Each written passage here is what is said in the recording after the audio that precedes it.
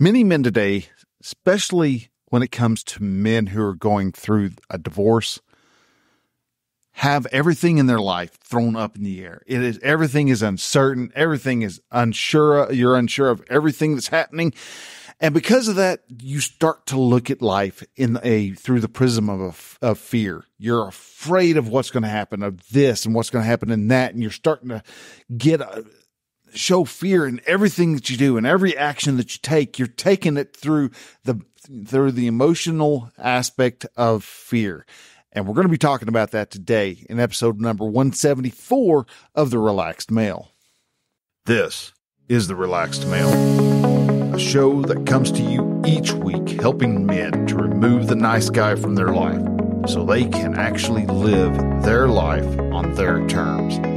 Join the host, certified coach Brian Goodwin, as he helps men step out of their heads and become free from the thoughts that bind them.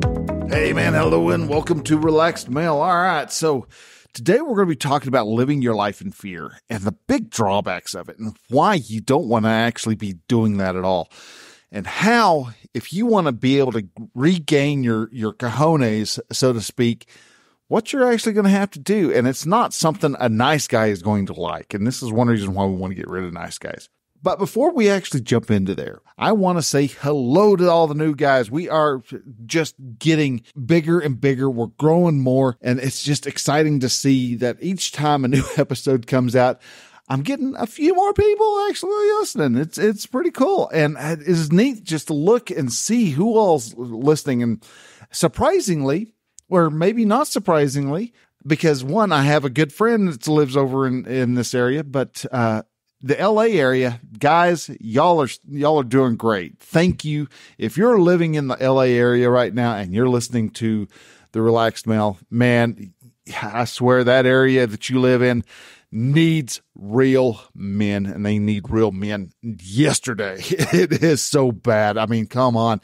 We have got so much crime happening in LA that it's, that's why people are leaving. Well, the policies that are being created, but also the crime. And that's why so many people are leaving. And if y'all are leaving, y'all heading to Texas, let you know, Texas is accepting you as long as you leave your California politics at the border. All right.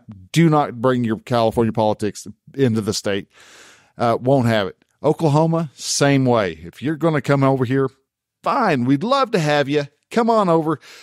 Leave your stupid policies and political antics in California, because that's what got your butt into the problem that you're in right now. So now it's cool because I like I said, I think a lot of it has to do with the fact that I've got a really good friend over in the LA area who is just completely just smashing it with his podcast. I've been on his podcast. He's been on mine. I need to get him back over on here. And so I may be talking to old Jake Warner if he happens to be listening to this today, and might be getting a hold of you here soon. We're going to have another little discussion about something or another. I don't know what yet, but we're going to have a discussion about something. And we're going to talk to each other again. I miss talking to old Jake. So, but anyhow, also, I've got a lot of people who are listening in Dallas, and I've got people listening in New York. I mean, LA and New York, man, both of y'all are screaming for real men. And there's a lot of real men there. They just don't know how to respond to, they've been beat down. They're living their life for quite the actual fact of living in fear. So guys, wanted to say hello, welcome. And if this is the first time listening to the show, I'm tickled pink that you're here now. And I'm talking, it's a 5-minute intro so far. Wow. This I'm really just yammering. So we're going to carry ourselves on, because what I'm wanting to talk about today is actually incredibly important. And one of the Facebook groups that I am a part of, and I jump on there and I try to help guys out as much as I can, had a post that just screamed, man, help me. I need direction. And it is, quote, anyone else in here dealing with a soon-to-be ex still wants total control of your life? She weaponizes the kids against me. The kids are, I'm thinking 2 years and 7, and the other one's 7 months, but it's the way that he wrote, it's a little weird because it's 2/7 months. So I don't think he's got a 2 month and a 7 month. That's just the math isn't adding up. But she weaponizes the kids against me. 2 months and 2-year-old and 7 months is what I'm going to assume. They don't live here, so I have to FaceTime them on her time only. And if I miss the time allotted, she gets all crazy. This woman even goes as far as blocking me on all the ways to contact them when we aren't on good terms, or when I don't let her have her way. What is the best way to go about this? Because I want to move on and have my life without her trying to control me. Well, that is what we're going to get at. And I'm fixing to dive into, and I'm fixing to address that very question really quick. But one of the points that I want to make on here is, how do you move on? That's one of the questions, one of the sub questions that he had in this comment or this statement. How do you move on? And guys, if you're a nice guy, this is going to be agony upon you. All right.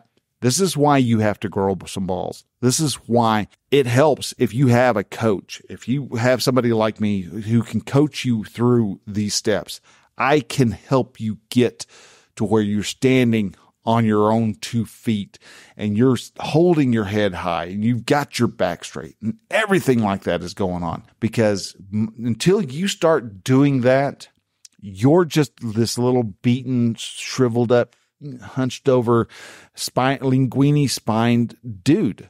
And you're not going to regain any respect. One, because like the statement said, this dude is a victim.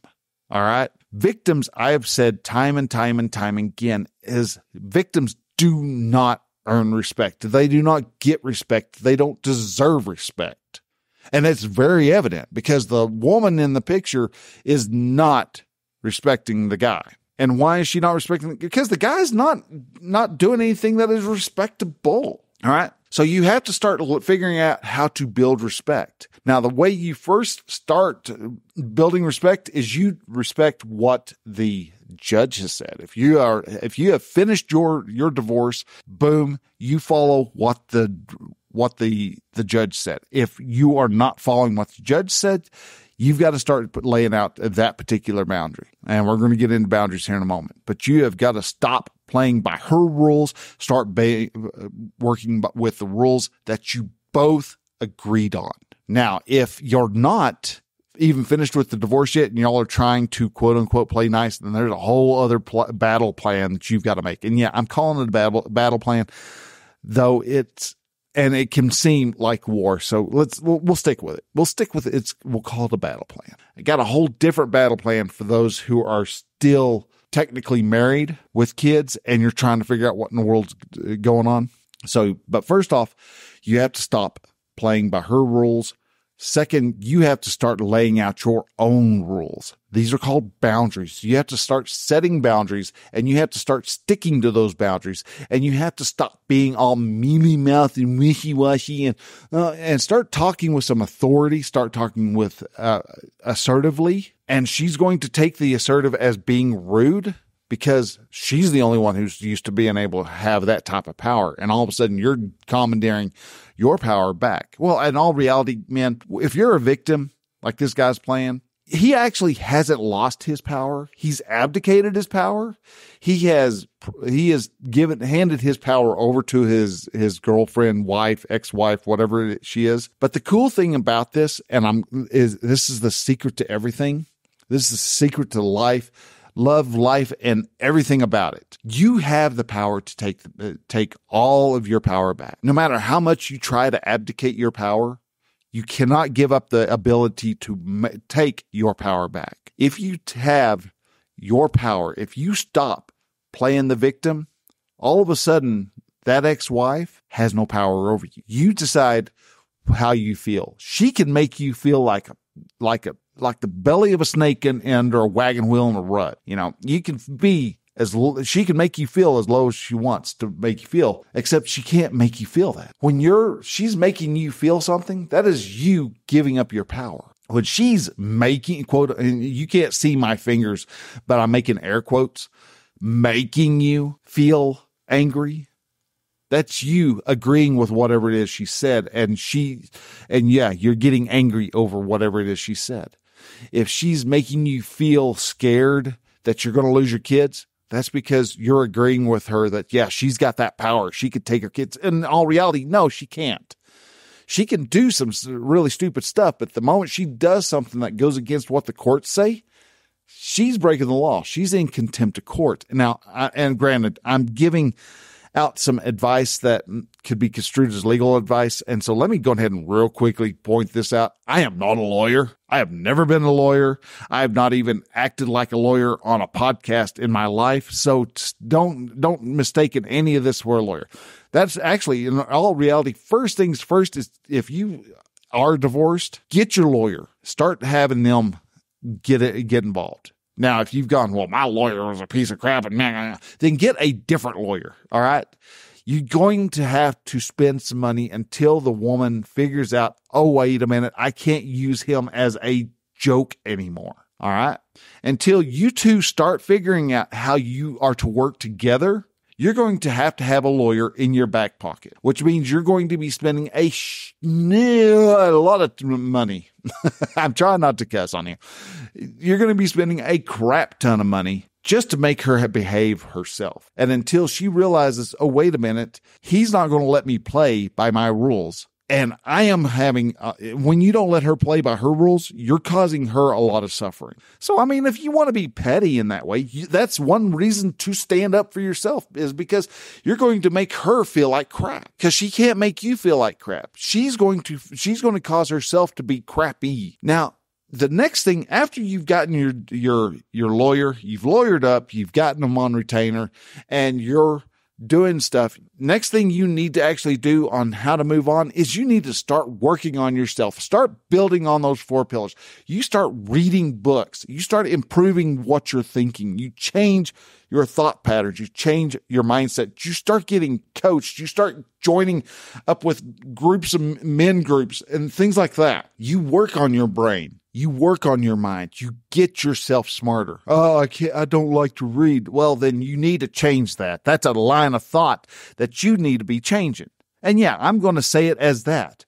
It's not well, it would be nice if you changed. You need to change that. The reason that your ex-wife is being the draconian tyrant that she is because you refuse to think. I mean, this guy here who actually said anyone else dealing with this soon-to-be ex problem is, I don't want to have to think for myself. Do you have any ideas on what I can do? That's them refusing to have to think, refusing to have to get out of their comfort zone to actually do what needs to be done. So start building up the 4 pillars of relaxed male. Get to reading. Start reading books that improve who you are. I don't care what it's about. It could be about metallurgy. You could decide, you know what? I want to be a blacksmith. Fine. Start reading books, improve your mind one way or another. Then also start getting out there. At least walk, man. Walk and eat a salad, a big salad. Go to Golden Corral, spend $20 on a freaking salad and eat nothing but a salad once a week. It's a start. Start changing how you think of yourself. Start respecting your body. Start respecting yourself a bit. And when you start doing that, guess what? People around you will actually start respecting who you are. So once you get your body in shape and you start working, also start finding your passion.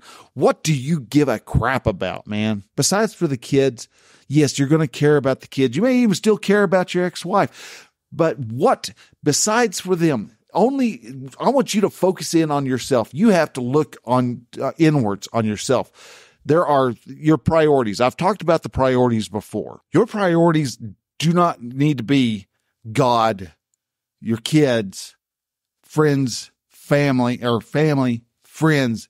Then you're down there and you giving yourself whatever freaking scraps. That is you sacrificing yourself for the sake of everybody else. It does not work that way. You have to put yourself under God. It is God. Then you can't help anybody else being dead. Even if you are somebody who's suicidal, let me tell you, man, you cannot help anybody else being dead. If you feel like the only benefit you can be now is to go ahead and die and cash out a life insurance policy, guess what? You're probably losing your life insurance policy. All right. That is not a solution. If you're thinking that, get a hold of me. I will work to change your mind. So work on you. Find your passion. What keeps you up at night besides for the kids? What keeps you up at night? What gets you the moment you get to thinking about it in your sleep, you're up, you're wanting to talk about it. You want to work on it. What is that? You have something that just sparks a huge fire in you. There is something out there. That is your purpose. And for the time being, if you don't know and you sit there and think and you decide you're instantly dropping into the indulgent emotion of uncertainty, of confusion, I don't know, that's cool. That just means that your priority, your purpose in life right now is to find your purpose. And you try things. Maybe you think, yeah, you know what? It'd be kind of fun to learn how to cook barbecue. Maybe I'm supposed to be a barbecuer. I'm going to make my own chain of incredible barbecue joints. All right. How are you going to make barbecue? How do you do that? Well, I got to smoke. Well, how are you going to smoke some meat? Well, I don't know. I don't have the money. No, you figure it out. I have my own smoker. It is a $50 smoker. I spent $25 on the materials, or actually I spent $75 on the materials, and that was it. And it's wood, and it smokes, and it makes a lot of smoke. It's a bunch of wood with some plastic tarp. Is exactly what it is. And it does the job beautifully. I have made some incredible beef jerky. I've tried stuff out. I know what to do when it comes to smoking meat. Now, if I want a super smoked meat, I can turn that stuff into leather, man. And it just is the tastiest leather you ever come across. Now, is smoking meat my jam? No. Coaching is. Talking to other men, helping them change their mindset, getting them that insight that they need to go, oh, I've been fighting this whole time. I was like, no, yeah, exactly. Stop fighting it. That's my jam. Your jam might be something else. Your purpose might be something completely different. And that's cool. If it's the same thing, you know what? That's cool. But find your purpose. Get that purpose straightened out and start pursuing that. And do not let your next wife, next girlfriend, whatever, draw you away from it. Because that's what happened. When you were young and you and your ex-wife had first met each other and y'all started dating, yeah, there was a lot of lust and new feelings and stuff about each other in there. But you had a purpose. You knew what you were wanting to do. You were going after what it was. But eventually you got to the point where you realized, oh, wait a minute. This just really isn't anything I care to do anymore. But you had already sunk yourself in. You were a couple kids in and you're like, oh, I'm stuck here now. No, you lied to yourself.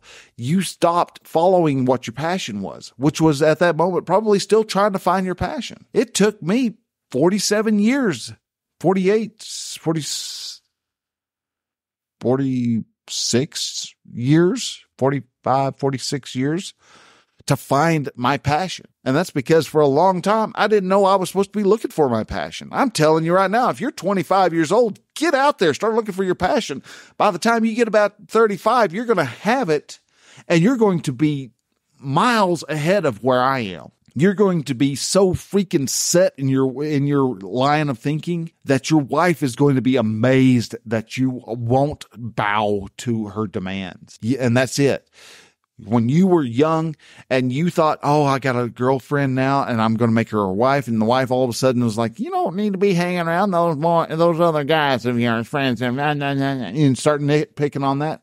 That was her testing you. And those were tests that she gave. And I've got a link. I've got a podcast episode or a blog post that is about the tests that women do. Then while you're working on finding your purpose, the fourth pillar you need to be doing is getting out there, finding a group of men that you can meet with on a weekly basis. You build that band of brothers back up. You get those men together and y'all meet weekly, at the worst monthly, but it's best if you meet weekly and you share each other's life. You live in each other's life. You intentionally live your life with these other men. Why?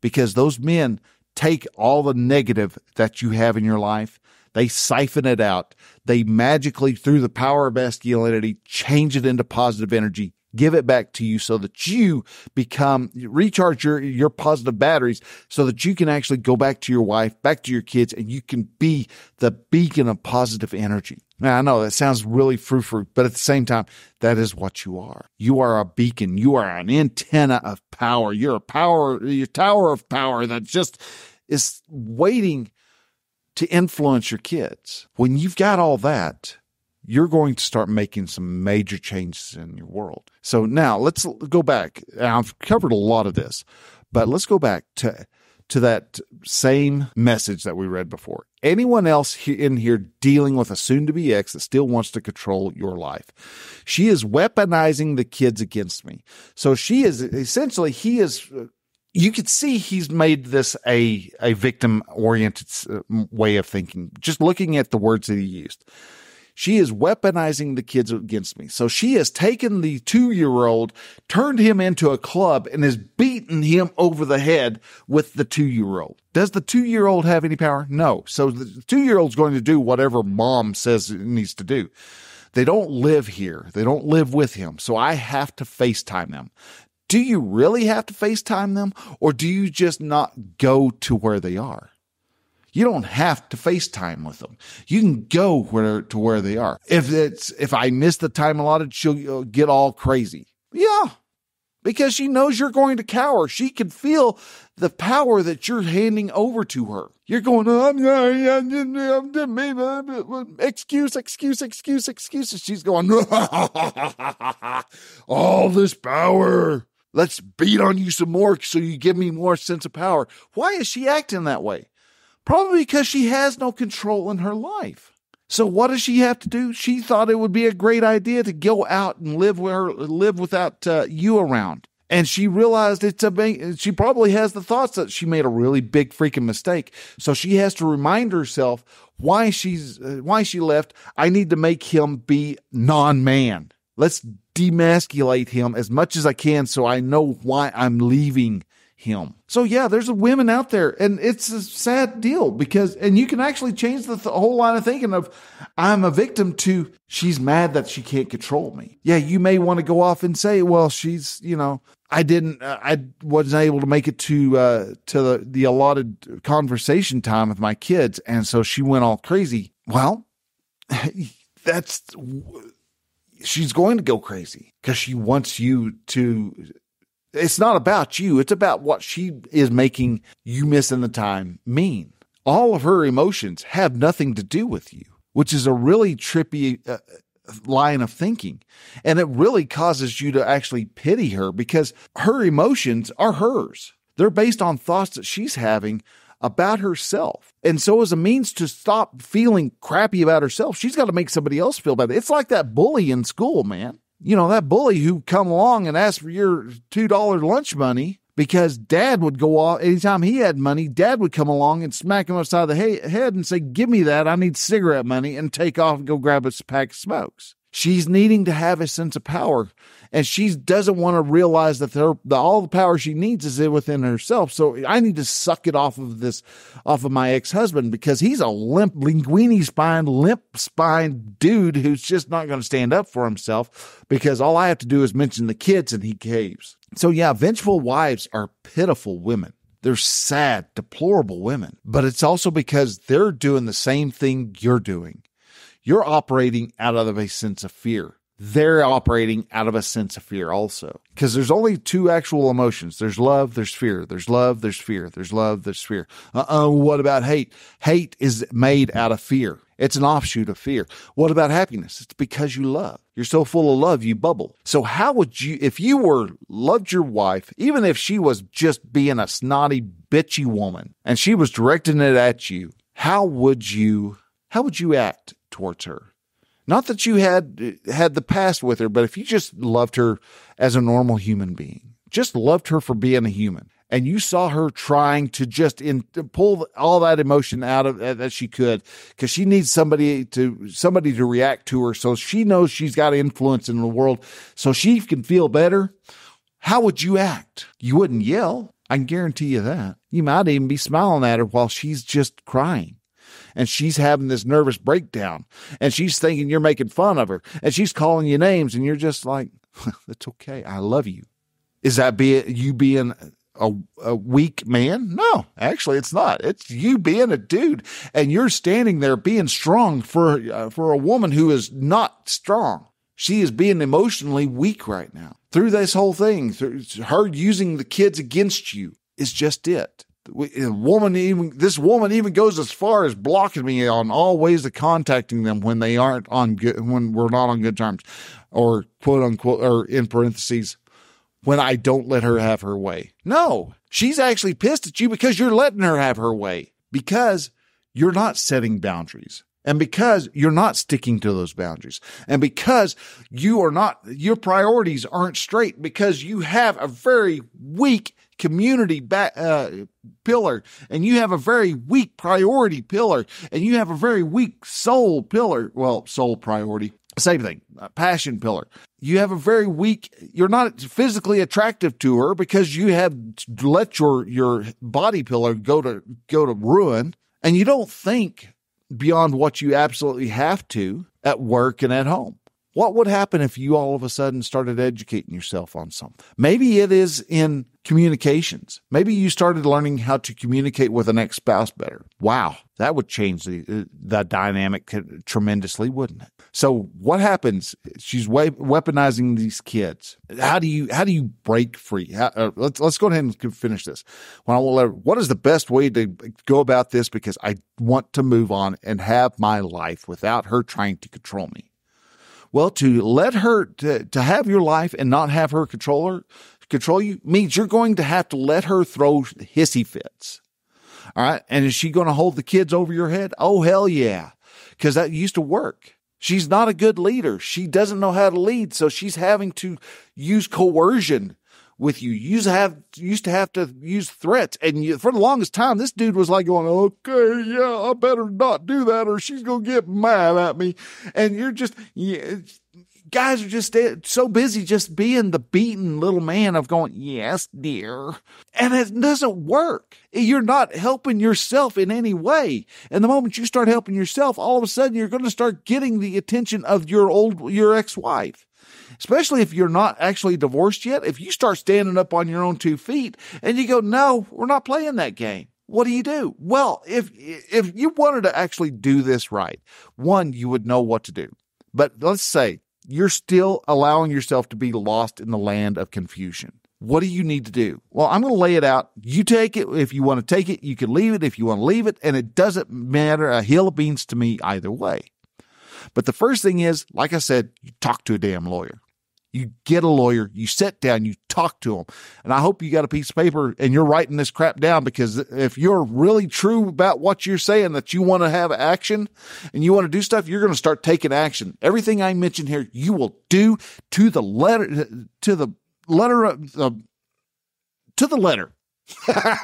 I'm worked up here. Oh my God. So anyhow, the kids and everything about it. How do you separate yourself from her? How do you pull away from her? By pulling away. When she throws a fit and she doesn't let you have the kids, you let the lawyer know. But the other thing you do is you write everything down. This is how you do it. You pick up the phone, you dial the number, and you let it ring.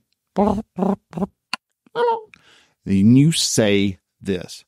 Hey, yep, this is Brian. And I'm just going to let you know I'm recording this conversation, so we'll keep each other on the straight and narrow. And she can either decide, I'm not going to talk to you. We're not playing this game. No, clunk. All right. There you go. You've got a recording showing how unreasonable she's being. All right.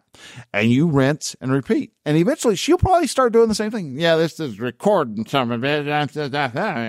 And you go, okay, well, that's good. When you get done, if you would kindly give me a copy of the recording, and you're recording also. So you might as well go ahead and just say, yeah, and that's cool, because I'm recording this conversation also. And that's good. Let's keep each other honest. And you can do it in a very light and good way. The only people who are going to really throw a fit about the conversation being recorded are those who want to be able to cheat you. So have no problem. If you're not, unless you're planning on cheating her, then you're going to have a problem. But you record even when you're talking to the kids, because she could probably turn around and go, well, I was listening in and he said blah, blah, blah, blah, blah. And you can go, well, Your Honor, here's the, or you would actually go through your lawyer, but either way, you would go, Your Honor, here's all the recordings for the last 4 weeks of talks that I was able to have. And there's also all the conversations of me and the ex when she wouldn't let me talk to the kids and all the excuses that she had with that. Now, the other thing that you're doing while you're amassing, anytime she says, wouldn't let you, I ain't letting you watch it because you're being an asshole, whatever her excuses are, you've got a spiral bound notebook that is strictly for this. There's nothing else on here. And you have a pen dedicated to writing all that's on here. And you write down the date, April 17th, 2023, 6:30 in the afternoon, called up ex-wife, wanted to talk to kids. Wife said, no, go to hell, hung up. All right. Same thing. Again. You wrote and you write. Also, the times that it went good. 6:30, was able to speak to the kids for 17 and a half minutes. Good. Because you're timing everything. 2, you're documenting every interaction you have with her. I asked for the kids for the month, as per, regulations or as per the agreement and the custodial agreement. She said, nope, not happening this year. Write that down. We'll try again in another week. Try it again. And she can get mad enough to where she won't answer the phone.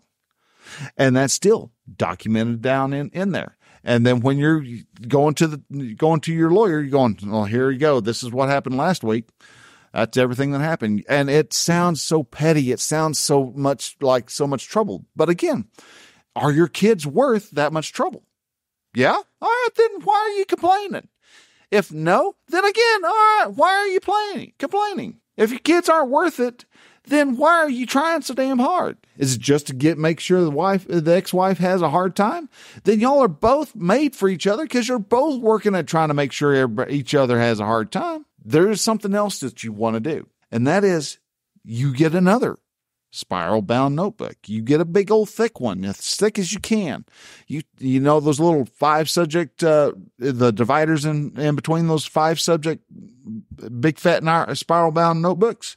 Go ahead and rip those out because this is all one big fat notebook. And this is you doing out of love for your kids. You take page number 1, you put down whatever the date is, and every day, and you start writing what you're thinking about concerning that kid. If you've got 3 kids with this wife, guess what? You're going to do this 3 times in a row.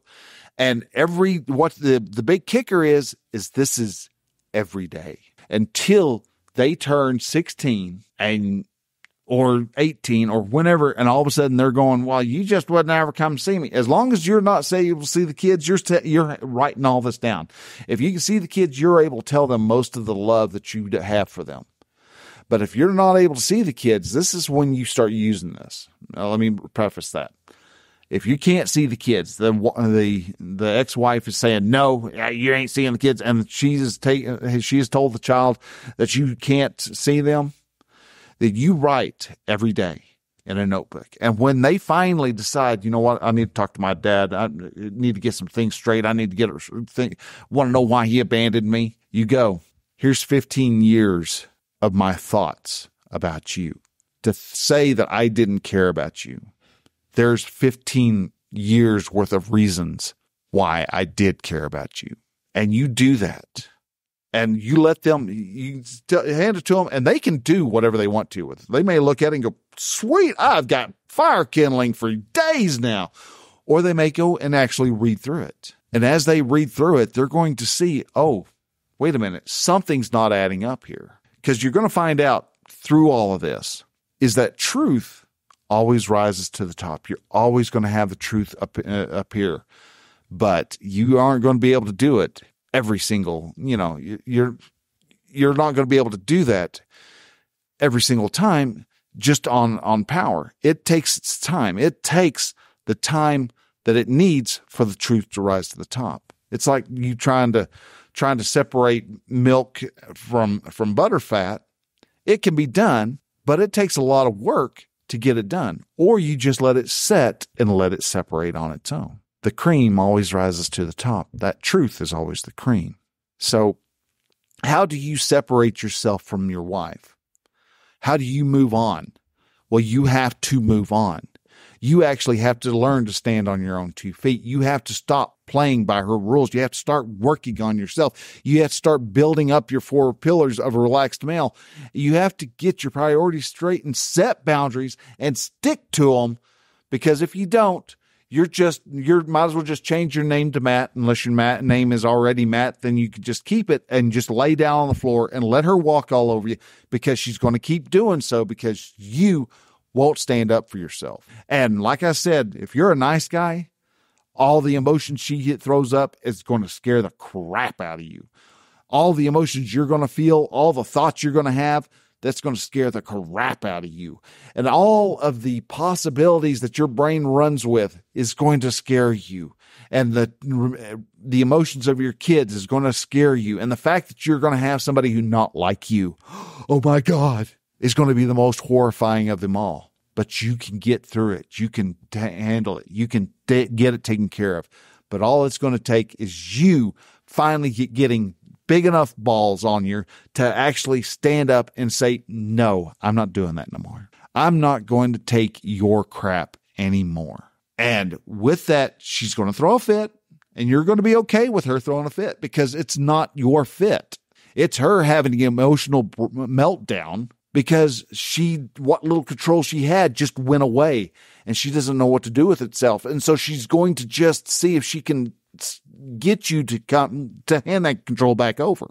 And you have to be okay with standing there, letting her melt down, and be there. If you want, you can even be there and help build her back up.